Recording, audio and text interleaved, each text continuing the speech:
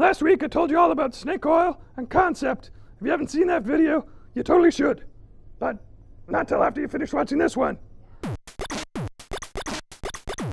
Geek Out and Geek Out Pop Culture Party by Alicia Teague and Dan Rowan, published by Playroom Entertainment, are two great party-style trivia games.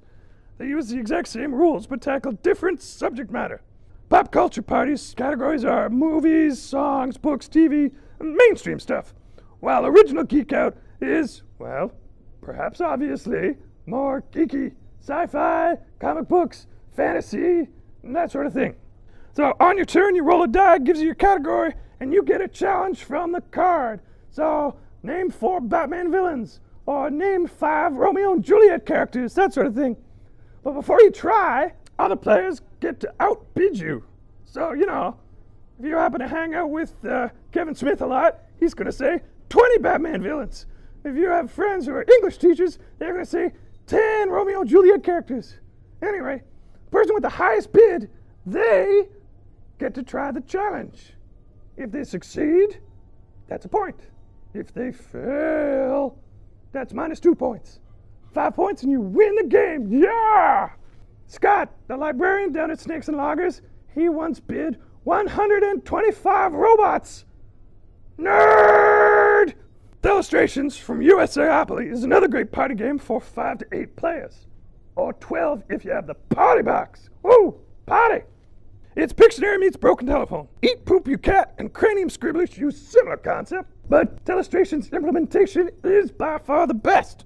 Each player gets a dry erase booklet and a secret word. Players alternate between drawing and guessing, and every time you draw or guess, you pass your booklet one person over. Eventually your booklet gets filled with a string of weird drawings and weird guesses and more weird drawings and more weird guesses until everyone goes crazy! Ah! Unlike a lot of drawing games, if you can't draw, you bring the fun to this one. Yeah, because if everyone can draw, it's butterfly, butterfly, butterfly, butterfly, butterfly, all the way down. But when you can't draw, oh man, does it get weird. The Game of Things is a great guessing game where the goal is to identify which of your friends said which weird thing.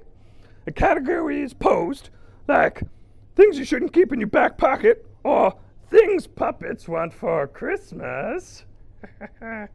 And everybody writes down a thing, like live squid. I'll let you guess which category that belongs to. Then they give their answers to the reader, and the reader, balderdash style, reads them all out without telling anyone who said what. So players take turns trying to guess who said which thing. Tons of laughter, and unlike a certain black box game, you supply the answers, so you control how inappropriate the game gets. If you like, it can be totally clean with puppies and kittens and stuff like that. But if you prefer, it can be... Well, that's all the time we have this week. Hope you enjoyed Party Games Part 2, and have a happy holidays.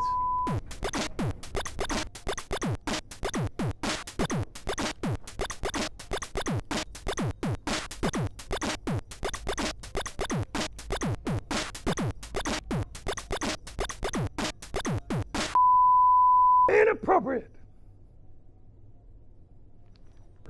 That's gonna screw with continuity. Well, it's in between Suddenly two segments. my hat's all fluffy.